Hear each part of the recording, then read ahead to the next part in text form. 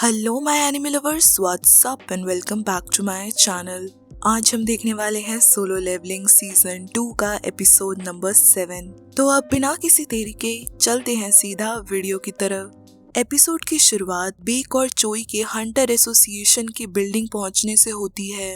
वहां मौजूद media reporters चोई और बेक से ली मिनसुंग को अपने गिल्ड में रिक्रूट करने के बारे में सवाल पूछते हैं। बेक, जो इतने सारे रिपोर्टर्स को देखकर कंफ्यूज हो जाता है, वो उनसे कहता है कि उनका यहाँ आने का मकसद कुछ और है। चोई भी कहता है कि उसने ये सुना है कि ली मिनसुंग ने फीन गिल्ड को ज्वाइन किया है और फिलहाल वो यहाँ किसी और कारण से आए हैं। उनकी ये बातें सुनकर रिपोर्टर्स उन्हें अकेला छोड़ देते हैं, क्योंकि वो ली मिनसुंग के खुद के बुलाए हुए पेड रिपोर्टर्स थे। जिनवू ने व्हाइट टाइगर गिल्ड और हंटर्स गिल्ड के मुश्किल गेट्स को क्लियर करके उनके असॉल्ट टीम को बचाया था, जिसके कारण वो दोनों ही उसे अपने गिल्ड में रिक्रूट करने के लिए बच्चों की तरह बहस कर रहे थे।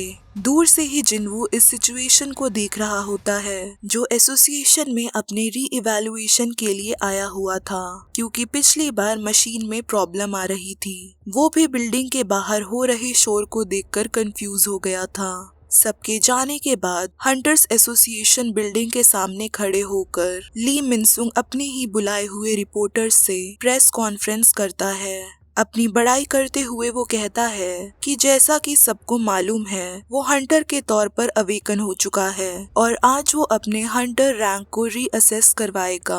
वो ये भी अनाउंस करता है कि उसने फीन गिल्ड के साथ साइन कर लिया है, जिसे सुनकर सारे रिपोर्टर्स हैरान होते हैं कि देश की सुरक्षा के लिए इतने बड़े एक्टर ने एंटरटेनमेंट इंडस्ट्री छोड़कर हंटर बनने का फैसला किया है। एक्चुअल रियलिटी तो ये है कि ली मिनसुंग ने अपनी इमेज को वाइट वॉश करने के लिए सिर्फ 2 साल के लिए फीन गिल्ड को ज्वाइन किया है, ताकि पब्लिक उसके पुराने स्कैंडल्स को भूल जाए और उसके बाद वो अपनी एंटरटेनमेंट इंडस्ट्री वाली लाइफ में वापस चला जाएगा। प्रेस कॉन्फ्रेंस के दौरान जिनवू बिल्डिंग के अंदर जाने की कोशिश करता है, पर एक वर्कर उसे अंदर जाने से रोकता है। तभी गोगुन ही वहां आता है और वर्कर से कहता है कि वो जिनवू को अंदर जाने दे, क्योंकि वो उसका गेस्ट है। ये कहकर वो जिनवू को अपने साथ लेकर बिल्डिंग में चला जाता है। इसके बाद मिनसुंग भी अपने हंटर रैंक रीअसेस करवाने के लिए बिल्डिंग के अंदर जाने लगता है, लेकिन वो जिनचुल उसे रोक देता है। मिनसुंग उसे अपनी पावर के बारे में बताते हुए उसे जॉब से निकलवाने की धमकी देता है, पर जिनचुल कहता है कि वो उसे नहीं जानता और अगर उसने कोई भी परेशानी क्रिएट की तो उसके साथ अच्छा नहीं होगा। गुनही जब जिनवू के साथ बिल्डिंग में एंटर करता है तो पहले ही बेक और चोई उसके स्वागत के लिए वहां मौजूद होते हैं। गुनही बताता है कि उन्हें 2 साल के बाद एस रैंक हंटर मिला है, जिससे मिलने के लिए ये दोनों भी काफी एक्साइटेड हैं।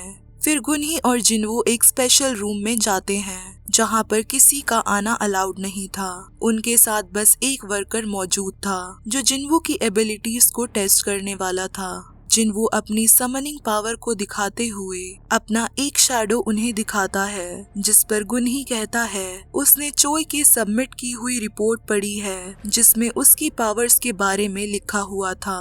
वो जिनवू को एनकरेज करता है कि वो अपनी असली पावर को उन्हें शो करे। जिनवू समझ चुका था कि उस दिन सभी ने उसकी रियल पावर्स देख ली थी, तो अब इस बात को छुपाने का कोई फायदा नहीं था। वो अपने सारे शैडोज को बाहर निकालता है, जिसे देखकर गुनही और वर्कर हैरान रह जाते हैं। चोई और बेक तो रूम के बाहर थे, फिर भी उन्हें बाहर से ही जिनवू की पावर का अंदाजा लग जाता है, जिससे वो लोग भी हैरान रह जाते हैं, क्योंकि इतना पावर किसी भी एस रैंक हंटर के पास नहीं था। असेसमेंट कंप्लीट होने के कुछ देर बाद जिनवू को उसका नया हंटर लाइसेंस मिल जाता है। अब वो ऑफिशियली एक एस रैंक हंटर बन चुका था और कोरिया का 10th एस रैंक हंटर। जिनवू का अगला प्लान था कि वो वल्कन से मिले हुए स्पेयर ऑफ एवराइस को बेचेगा, ताकि उन पैसे से वो आर्टिफैक्ट खरीद सके और अब की बार डीमन कासल को कनकर कर सके। जिनवू जब जाने लगता है, चोई और बेक उसे एस रैंक बनने की बधाई देते हुए उससे कुछ पूछने की कोशिश करते हैं, पर जिनवू खुद को बिजी बताकर उनसे बात नहीं करता। जैसे ही वो बिल्डिंग के गेट से बाहर निकलता है, मीडिया वाले उसकी फोटो लेना शुरू कर देते हैं। स्कूल में सोंगी जिन्हा से कहती है कि उसका भाई जिनवू न्यूज पर आ रहा है। दोनों को इस बात का पता चलता है कि जिनवू हिस्ट्री का 10th एस रैंक हंटर बन गया है। माइनिंग साइट पर भी माइनर्स जिनवू को न्यूज पर देखते हैं। जो माइनर जिनवू को क्रिमिनल समझ रहा था वो भी ये न्यूज सुनकर चौंक जाता है। ली जूही और सोंग चियुल न्यूज देखकर जिनवू पर प्राउड फील करते हैं। दूसरी तरफ जिन्हो अपने डैड से मिलता है। वो उन्हें बताता है कि वो जिनवू को अपने गिल्ड में रिक्रूट नहीं कर पाया। जिनवू ने जिन्हो से कहा था कि वो सिर्फ अपनी स्ट्रेंथ पर फोकस करना चाहता है, क्योंकि किसी भी ऑर्गेनाइजेशन का पार्ट बनने से उसकी ग्रोथ स्लो हो जाएगी। जिन्हो अपने डैड को ये भी बताता है कि जिनवू चाहता है कि वो मिशंस में उसे फॉलो करे।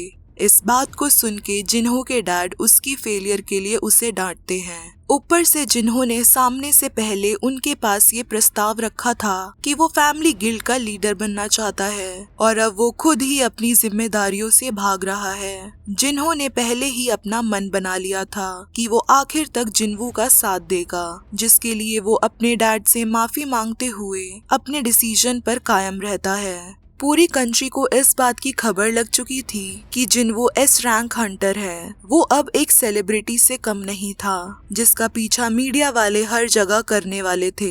बेक और चोई सिचुएशन को संभालने के लिए उससे कहते हैं कि उसका अकेले वहां से जाना खतरे से खाली नहीं है और वो लोग उसे घर तक ड्रॉप कर देंगे।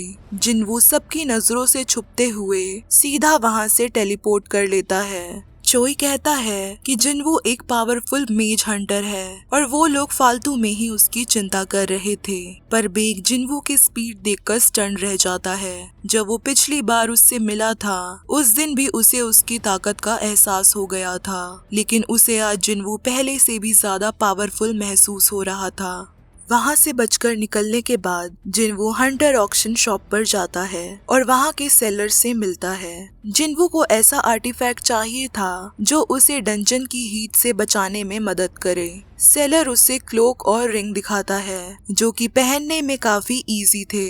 जिनवू आइटम्स में इंटरेस्टेड होता है, लेकिन उसे उनकी हाई प्राइसिंग पसंद नहीं आती। सेलर कहता है कि वो प्राइस को कम नहीं कर सकता क्योंकि इस शॉप में चीजों की प्राइस फिक्स्ड है, लेकिन अगर जिनवू इस मजबूत डिस्प्ले ग्लास को तोड़ दे जो मैजिक से सील्ड है तो वो इन आर्टिफैक्ट्स को उसे फ्री में दे देगा। जैसे ही जिनवू ग्लास को तोड़ने वाला होता है, सेलर उसे रोक लेता है और कहता है कि वो सिर्फ मजाक कर रहा था। मजाक को सीरियस लेते हुए जिनवू ने बस हवा में हाथ उठाया था और उस डिस्प्ले ग्लास को टच भी नहीं किया था, फिर भी उस ग्लास में क्रैक हो जाता है। जिनवू कहता है कि उसे वेपन में भी कुछ आइटम्स देखने हैं, जिसके लिए दूसरा सेलर उसे वेपन सेक्शन में ले जाता है, जहां पर भी जिनवू को उनके प्राइसेस बहुत ज्यादा लगते हैं। जिनवू सिस्टम से खरीदे हुए वेपन को दिखाकर सेलर से उसका वर्थ पूछता है, जिस पर सेलर कहता है कि ये लगभग 100 मिलियन की होगी। उसे रियलाइज हो जाता है कि जो वेपन्स वो सिस्टम के थ्रू खरीदता है वो मैनमेड वेपन से कहीं ज्यादा एक्सपेंसिव होते हैं, इसलिए वो स्पीयर ऑफ एवराइज को बेचकर न्यू वेपन खरीदने का प्लान ड्रॉप कर देता है। दूसरी तरफ बेक जिनवू की स्ट्रॉन्ग एबिलिटीज के बारे में सोचता है, जो कि पहली मीटिंग के बाद से और ज्यादा ग्रो हो गई थी। उसे इस बात का शक होता है कि वो एक ऐसा हंटर है जो वक्त के साथ और भी ज्यादा स्ट्रॉन्ग होता रहता है। घर पर जिन्हा भी मीडिया के कारण परेशान हो चुकी थी। जब वो किसी को घर के बाहर नहीं देखती तो राहत की सांस लेती है। जिनवू उसे बताता है कि वो एक हफ्ते के लिए घर से दूर रहने वाला है। तभी जिन्हो वहां आ जाता है, जो अपने सामान के साथ घर को छोड़कर आया था। वो खुद को जिनवू का राइट हैंड बताते हुए अपना इंट्रोडक्शन जिन्हा को देता है। अपने ऊपर से शक हटाने के लिए जिनवू कहता है कि वो जिन्हो के साथ ही एक हफ्ते के लिए काम पर जाने वाला है। बाद में जिनवू अपने कुछ हाई ऑक शैडोज को समन करता है, जिन्हें वो जिन्हा की प्रोटेक्शन का ऑर्डर देता है। उसके बाद जिनवू बिल्डिंग के टॉप पर जाता है और अपने शैडो सोल्जर को समन करके उन्हें एरिया की पेट्रोलिंग करने का ऑर्डर देता है। इस तरीके से वो पहले ही दिन अपने एस रैंक हंटर ड्यूटीज को शुरू करता है। अगली सुबह जिनवू को डाइसुंग टावर ड्रॉप करने के लिए ले जाता है। वो उसके अगले मिशन के बारे में सवाल करता है, जिस पर जिनवू बताता है कि वो 1 हफ्ते के लिए वहाँ ट्रेनिंग करने वाला है। डीमन कासल में एंटर करते ही उसे क्वेस्ट इन्फॉर्मेशन मिलता है, जिसमें उसे फ्लोर के हाईएस्ट डीमन बारन के सोल को कलेक्ट करना था, जिसके बदले उसे शैडो रून स्टोन मिल जाएगा। अपने नए टास्क के बारे में जानने के बाद वो 76th फ्लोर पर टेलीपोर्ट हो जाता है।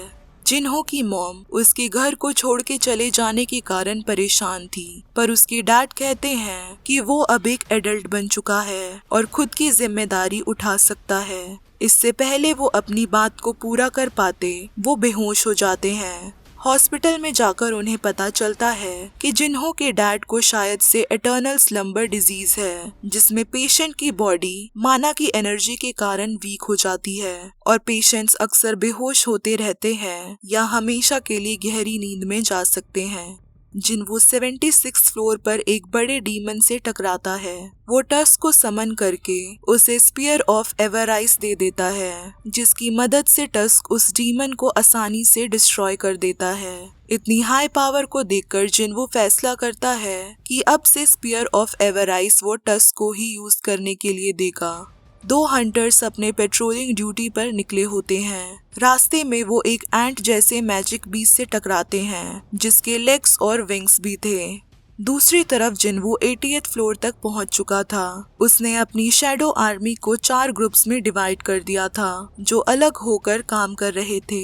जिनवू ने उन्हें ऑर्डर दिया था कि वो अपने सामने किसी भी एनिमी को देखें तो उसे तुरंत खत्म कर दें और ऑर्डर परमिट मिलते ही तुरंत उसे खबर दें। इस स्ट्रैटेजी के कारण उसका काम बहुत जल्दी हो रहा था, लेकिन तभी नोटिफिकेशन से उसे पता चलता है कि कोई उसकी टीम ए के शैडोज को डिस्ट्रॉय कर रहा है, जिसकी इन्वेस्टिगेशन के लिए वो टीम ए के शैडोज को वापस बुला लेता है। उसे पता चलता है कि टीम ए के बाद टीम बी पर भी किसी डीमन ने अटैक किया था। जो डीमन था वो बहुत ही ज्यादा इंटेलिजेंट था, जो कि स्ट्रेंथ को पता लगा के ही उसके शैडोज पर अटैक कर रहा था। टस्क की टीम ए के ज्यादा करीब थी, लेकिन फिर भी डीमन ने टीम बी को अपना टारगेट बनाया था। डीमन को इस बात का अंदाजा था कि वो टस्क की टीम को हरा नहीं सकता, इसलिए उसने डायरेक्ट टीम बी को चूज किया था। जिनवू कैलकुलेट करके अनुमान लगाता है कि डीमन अपना अगला टारगेट टैंक की टीम को बनाने वाला है।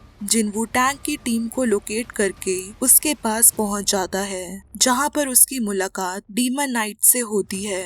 उन्होंने ही टीम ए और बी को पहले नुकसान पहुंचाया था। जिनवू फाइट करके उनमें से 3 डीमन नाइट्स को हरा देता है और चौथे डीमन नाइट को मारने के लिए उसके पास पहुंचता है, जो कि डर के मारे पीछे जा रहा था, जिसे देखकर जिनवू को इस सवाल का जवाब मिल चुका था कि मैजिक बीस्ट को भी मौत से डर लगता है।